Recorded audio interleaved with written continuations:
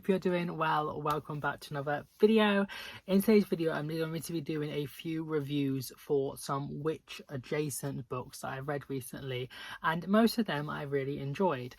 So it all started with Hex by Jenny Fagan. This I actually read last month towards the end, and it was in that month's wrap up. It was the best of the month. It was my 6th 5-star read of the year, and I absolutely loved it. So this sparked a want in me to read more books about this, where in some sense they're witch books, because some of the characters or the themes is about like the witch trials and witches and the history of that, but they're not really. They're more about the way women specifically and people were othered, and the misogyny and sexism rampant within that type period of history, and its impact and views that are still prevalent today in some sense.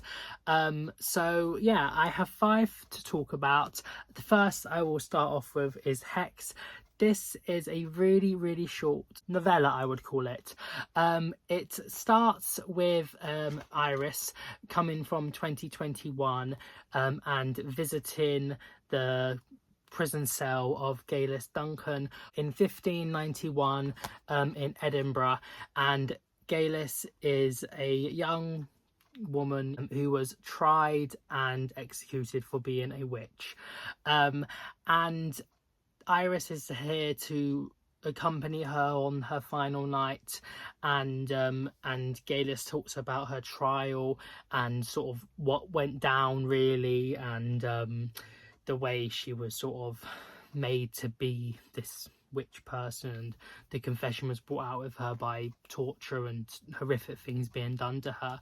And Iris is here to tell her that in some ways things are still being done to women, and they're not being believed, and they're being victimized, and you know, acts are being done to them by many men that are getting away with it. There's no justice still, and some of the people doing it are like police and those in power and in charge, and the ones that are going to protect us. And there is so much emotion in this, and I was literally crying on the bus reading this. It was so like impactful and really packed a punch, and I just thought it was just done so well. There is some magical elements as well, which maybe was a little bit confusing for me, because I don't really read anything like that, but as it went along, things did make sense, and it was just so rewarding, and it really makes you think. And yeah, I just implore everybody to read this. It's such an amazing book. It's part of the Darkland Tales collection of books, where Scottish authors revisit events in Scotland's history, and give like a little twist on them. And yeah, this was amazing. So recommend it. Then I thought I would read a book that I don't really know why I just gravitated to it. I just did, and again, it was amazing. Yeah, it's A Kind of Spark by Elle McNoll.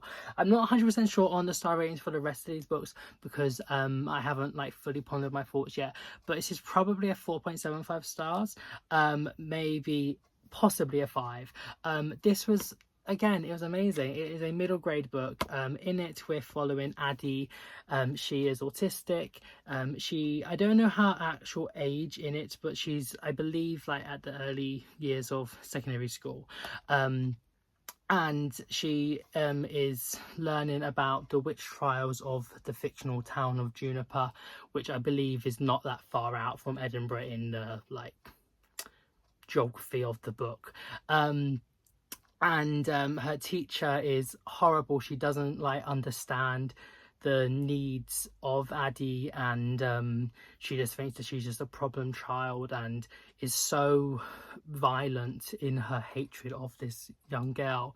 And also Addie is being bullied by Emily, I believe her name is, and some other people in her class, and she is just trying to like just live and like understand things, and explain to people what it's like to be in her body in some sense, and her brain, and it is a really amazing portrayal of an autistic person. I keep going to say someone with autism, but that isn't correct because it's not something you really have, it's something that you are. And there is things that I like learned from this book about how to talk about autism and like burnout and the struggles, and like how people don't really understand it fully and can be like condescending, and it's things that people can say that may like on the surface not really seem that bad, but there is a nasty undercurrent in them. And that is like one part of the story which is amazing, but she's also trying to learn about these young women and girls that were accused of being witches just because they were different and they didn't really understand the like societal norms in a way. They was possibly autistic themselves, or they were just, you know, othered and targeted and accused of witchcraft and murdered for something that they did not do. And the ways sort of the trials in a sense, and sort of people that just don't really know how to deal with what's going on, so they just say whatever, and it's really like heartbreaking at times. Yeah, and also she's with her like friends and family. She has an older sister, Kidi, who is autistic too, and it was a clever portrayal of like autism in the family dynamic. Kidi also has a twin sister, Nina, and it's just really done so well. Really good formula, great audience. I do recently picked up Kidi, which you're currently sat on, which is a prequel to this that I really badly want to read. I also have seen the show of this, and I enjoyed the show a lot. The first season is mostly what sort of happens in this book, but in essence the plot of this isn't that much, so to make a 10 episode, I believe it is, series from it, it takes a lot of embellishment. It is very, very heavily, you know, expanded on. There's more characters and a lot more plot points, but I did really enjoy it. I think it was a good portrayal. They added a lot more, and there's like sort of like flashback scenes to the time of like one person that was accused of being a witch, and that sort of that whole storyline, which like parallels Addie's own in the show, is just done so well. I have also seen the second series, which was also very good. So yeah, I recommend that, and the show as well. Then I listened to Bright I Burn by Molly Aitken through audiobook, and I enjoyed this quite a lot. This is a historical book. We're following Alice Kilkenny, and she was the first person in Ireland to be accused of being a witch. I'm not 100% sure on the dates of it, but she, as a young child, I believe, sees that her mother is like just barreling under the constraints of being a woman in this small town in this timeline, and she dies when Alice is quite young, and she vows to not really do this life. She wants to, you know, have her own path, and she truly does this. She very much is sort of like a trailblazer and a strong, independent woman. She carries on her business from her father. I believe it's like an inn, but also like money lending as well. And she has different husbands, and she is sort of like to be feared because she is a powerful, rich woman in a man's world, essentially. And rumors start spreading about like why the husbands and what goes on with that, and she is accused of being a witch, and that is a very small part of the story. I would say is a lot more just giving a voice and a history and a story to this woman, which I believe not that much knowledge is known, so it is quite embellished, I'm guessing. But yeah, I enjoyed this. I did find it did get quite repetitive in like the scenes of her like having a husband and sort of like wanting other things and going along like that. She was a little bit of an irritating character in some sense, that like she is in some ways hard to love because although she's obviously strong and powerful, she can be quite hard, I guess. But I feel like the more I've pondered on it, she is in sort of this way because of the surroundings and how she is sort of made to be. And obviously it's something that's like so stupid that, you know, women should be happy or, you know, smiling nice and dainty and things, when that isn't like necessary or needed or true. And for someone to be, you know, a bit more different and, you know, to be so confident in yourself is actually remarkable. And after finishing a later book, my thinking on how I didn't really like her all that much or connect with her or anything, it sort of changed because of the other character being so much nicer in some ways.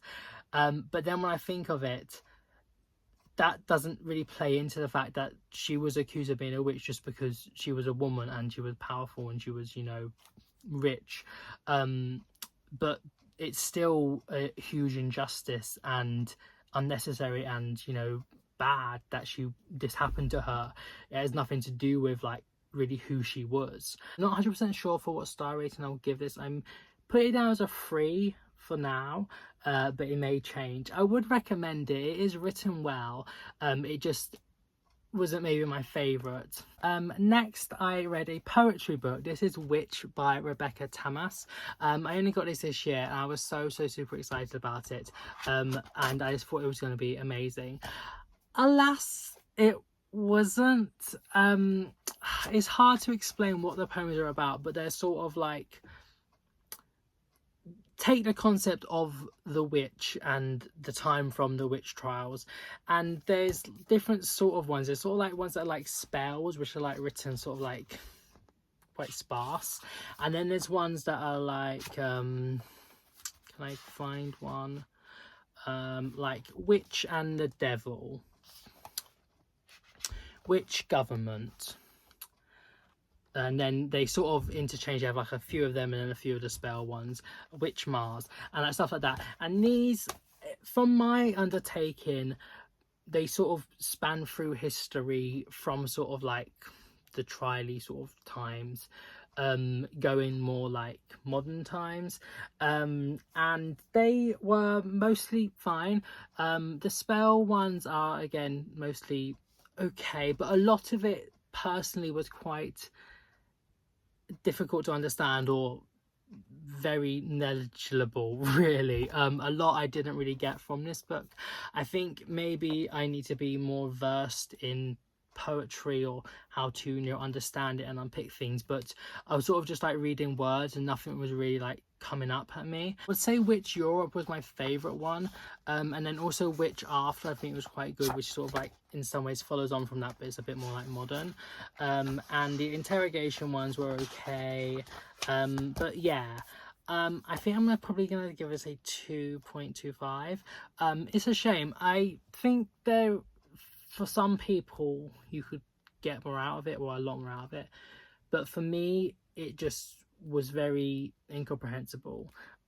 So yeah, I'm a bit sad about that, but here goes. Lastly, I listened to The Last Witch of Scotland by Philip Paris, and I love this. I really love this.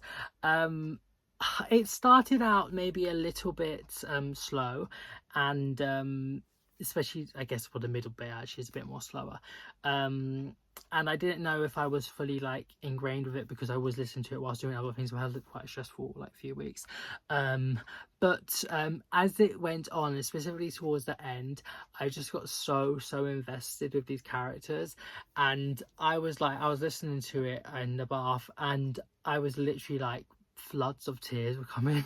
Like I was honestly, I just could not stop crying, and then I was trying to dry myself and I was just crying so much. I haven't had a reaction like that for quite a while with a book.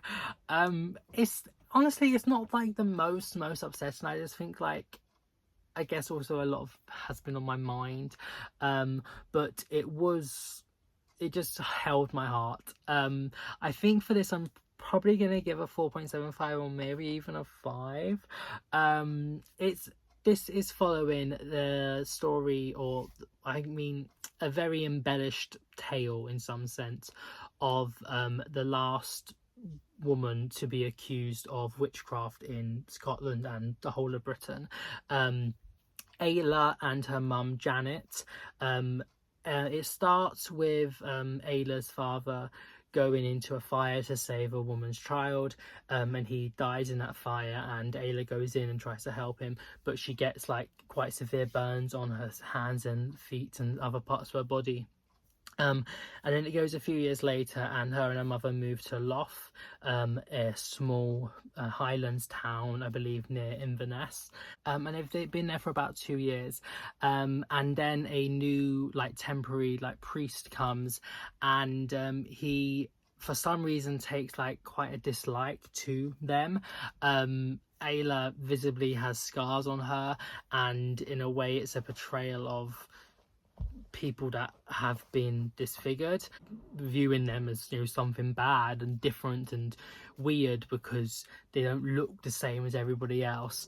And also Janet, it's not explicit, but she is very likely suffering from early onset dementia, and she is starting to forget things or talk to herself and like just sort of like stop and just like look out. And also Ayla does this because she has some trauma from the fire, and most people in the town are fine with them, but then he starts spreading these rumors and nasty things, and people are starting to, you know, distance themselves. It also talks a little bit about like domestic violence and the place and things that women have to do or aren't allowed to do, or things you just have to take for the sake of it. And then a bit into the book, which is sort of another storyline, but they merge. There is this traveling group of like entertainers sort of thing. They're headed by Jack, who is very charismatic and nice and handsome and friendly.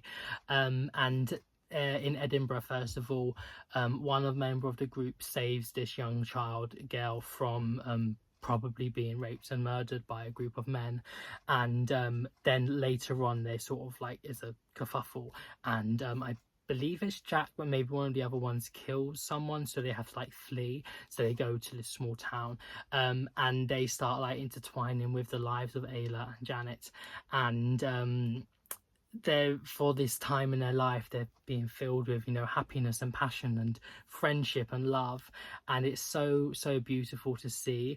But then it ain't gonna end that happy. The new temporary reverend person accuses them of being witches, and there's the whole trial scene, which I really enjoyed, having that the actual trial scene in this.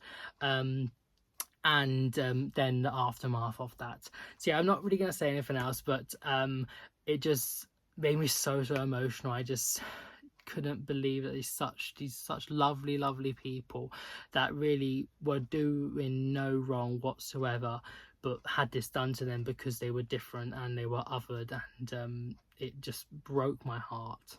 And just like the love also between Jack and Ayla, I hope it's not a spoiler, but the like relationship between them was just so nice to see. So yeah, that was all the books I read for this little witchy adjacent book. None of these people were actual witches. They were just, you know, othered and accused, and wrongfully so, and it's a disgusting point in our history that I have been enjoying exploring, despite being so, you know, harsh and horrible. But we need to look at it, and also many of these books could be applicable to read for the spooky season, you know, for a bit of, you know, knowledge and insight into the lives of these women, or imagine so. So yeah, hope you enjoyed today's little video, and I shall see you soon. Have a nice morning, even though wherever you are in the world. Bye.